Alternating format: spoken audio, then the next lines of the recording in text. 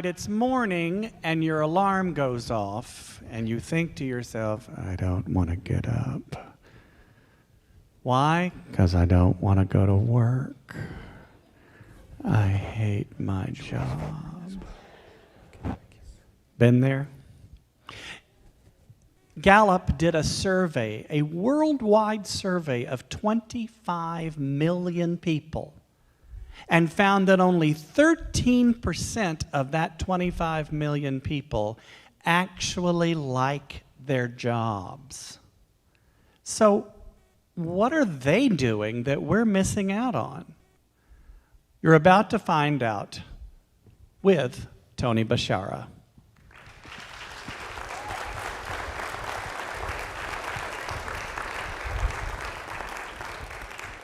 What a wonderful group of people. Nice to see you. All right, 2013 Gallup study of 25 million workers in 189 countries found that 13% of the people actually loved their job, 63% of the people were somewhat engaged in what they did, and 24% of the people hated what they did. And they do this every 4 years, and they get exactly the same results. So what are these 13% of the people doing that the others aren't?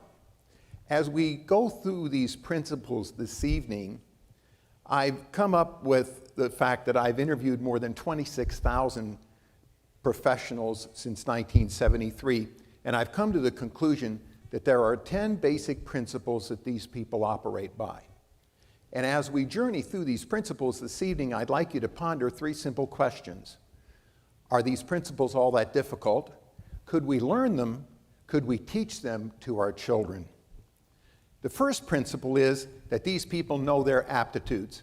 Now, I recommend that everybody, by the time they're in their late 20s, have extensive aptitude testing done and know what they're good at. So many people hate what they do because they have no aptitude for it. If you're not good at math, you're going to make a lousy accountant.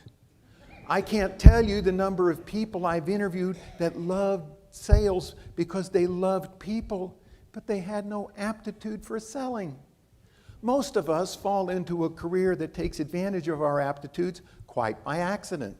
The Bureau of Labor Statistics tells us that the average 40-year-old in the United States has changed jobs 10 times. They also tell us that the average professional in the United States is going to change careers 5 to 7 times. This is a trial and error method towards a life sentence of mediocrity. But if you know your aptitudes, you can hone a career. These people begin everything they do as a novice. They understand and adopt their own ignorance. They understand what Goethe wrote when he said that everything is hard before it is easy. They take everything they're going to learn and they break it down unto its basic principles, and then because they have a lifelong passion for deliberate practice, that's exactly what they do, over and over and over. They understand that repetition is the mother of skill. And no matter how many layers of knowledge they envelop themselves in, they still see what they do through the eyes of simplicity. And then somewhere along the line, quite by accident the first time, they fall into flow and the zone.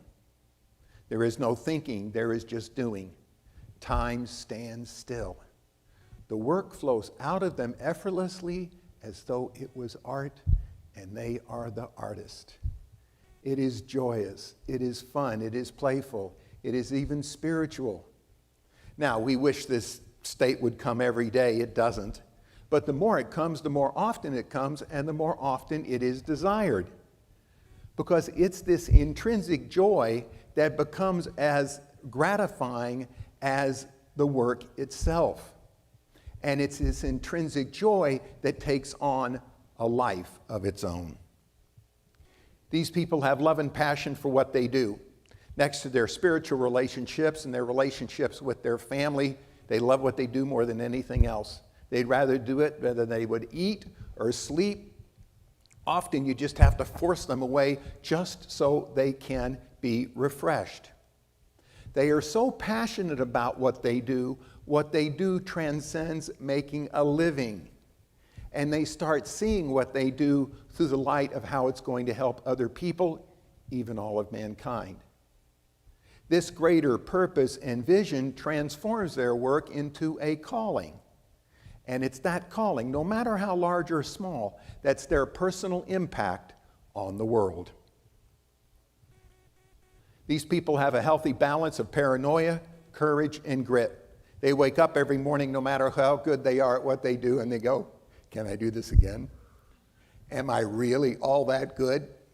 The best metaphor I've seen about this is a quote by Thomas Friedman out of his book, The World is Flat. Every morning in Africa, a gazelle wakes up and knows it must outrun the fastest lion or it will be killed. Every morning in Africa, a lion wakes up and knows that it must outrun the slowest gazelle or it will starve. So it really doesn't matter whether you're a lion or a gazelle, you'd better wake up running. Courage in this metaphor gives us the faith and the confidence to practice running even to the point of perfection. It counterbalances the paranoia that would freeze us into standing still, starve if you're the lion, or get eaten if you're the gazelle. And grit is the perseverance to get up and keep on running, no matter how difficult and challenging it is, no matter how exhausted you might be, you get up and you keep on running. People who love their job and love their career develop a system of doing business. Process, process, process. These people focus on the process and they know they don't have to worry about the result. No matter how grandiose their goals are, they know that if they focus on the process as much as they focus on the goals will manifest themselves. These people develop personal rituals and routines. They have patterns in their life that allow their cognitive and emotional effort to focus on their work. Rituals and routines alleviate the conscious effort that it takes to make inconsequential decisions and minimize decision fatigue, allowing that energy to flow into their work. These people respect and understand the 10,000-hour principle. This was popularized by Malcolm Gladwell in his book, Outliers. Now, I think it's a little bit simplistic because sometimes people can learn at 7,500 hours, sometimes 12,000 hours. But what's most important about this is that these people have to go to work with deliberate practice over very long periods of time and devote that kind of time to their effort in order to succeed. It depends a lot on their attitude, the teaching, and of course the environment. Then these people experience a tremendous number of failures and setbacks. It's not uncommon that somewhere along the line they go into their business and go, "This sucks. I am lousy at this. Why in the hell did I ever decide to do it?" And then they get a hold of themselves and realize that because they love what they do, they don't necessarily like it all the time. And it's their ability to persevere and overcome and work on that separates them from other people. Then these people become unconsciously competent. It's said that when you reach unconscious competence, you can do 80% of your work by instinct, leaving the conscious and cognitive skills to focus on the 20% of the work that's the most difficult and the most challenging. These people have so many mental models of what can and will happen. They just know what to do. You know them. You take them a problem and they just know the answer. They seem to be a genius to other people, but it's their competency that makes them so. These people find mentors. Now, it would be great if you could find mentors who are not only good teachers, good practitioners, and good human beings, but you're not going to run into very many of those. Most of the time, the mentors you're going to find are going to be flawed. The doctor who smokes might be a great practitioner of medicine. The maniacal CEO that runs a wonderful company but has a lousy personal life might be able to teach us how to run a good company. Even lousy managers can teach us what not to do. People who love their job and love their careers are perpetual, lifelong seekers of mentors. And then these people become autodidactic. A person that's autodidactic has a growth mentality, and they develop their own systems of deliberate practice.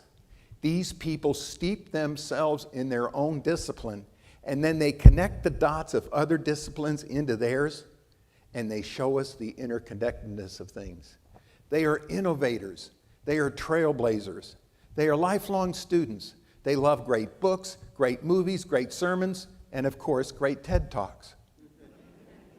Then these people are compelled to become a mentor. There comes a point in their career where they reach enlightened competency. They're almost forced to teach. They are so intuitive about what they do, they could take any student in their discipline and move them to the next level. These are the teachers that give us the aha moments. They are compelled to teach. They know that the teacher always learns more than the student, and they become lifelong mentors.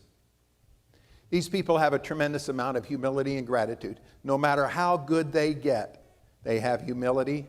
What they do never really goes to their head. They don't compare themselves to other people. Their biggest competition is themselves, the way they were yesterday, and tomorrow, the way they are today. They have a healthy ego, but not a big ego.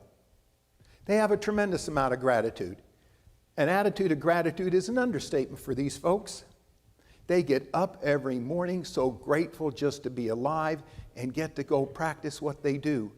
Every day is a miracle. Every day is a gift. And their ability to go to work, they just can't believe it. Sometimes they're awed by the whole thing. They can't even believe they get paid to do it. These people write stories of their future and reframe stories of their past. I went to St. Louis University to become a doctor. I had this story in my head I was going to become a doctor. I had to reframe that story when I had to drop out of freshman chemistry right before I failed it. I had to tell myself that I wasn't going to be a doctor. I got a PhD in higher education administration with this story in my head that I was going to become a dean of a college and eventually the president of a college. Well, my beautiful wife, Chris, had to help me reframe that story because after I got the degree, she explained to me, you have a great degree, but you have no job. We are pregnant with our first child, and we're broke. And we better go to Dallas, Texas to find a new career, which, of course, next to marrying her and having 5 wonderful children, that's the best move we ever made. And the last principle, and probably the most important one, is that people who love their job and love their career know that what we become in the process of getting what we want is more important than what we accomplish. No matter how large our accomplishments get externally, they will never grow to the extent that we grow internally.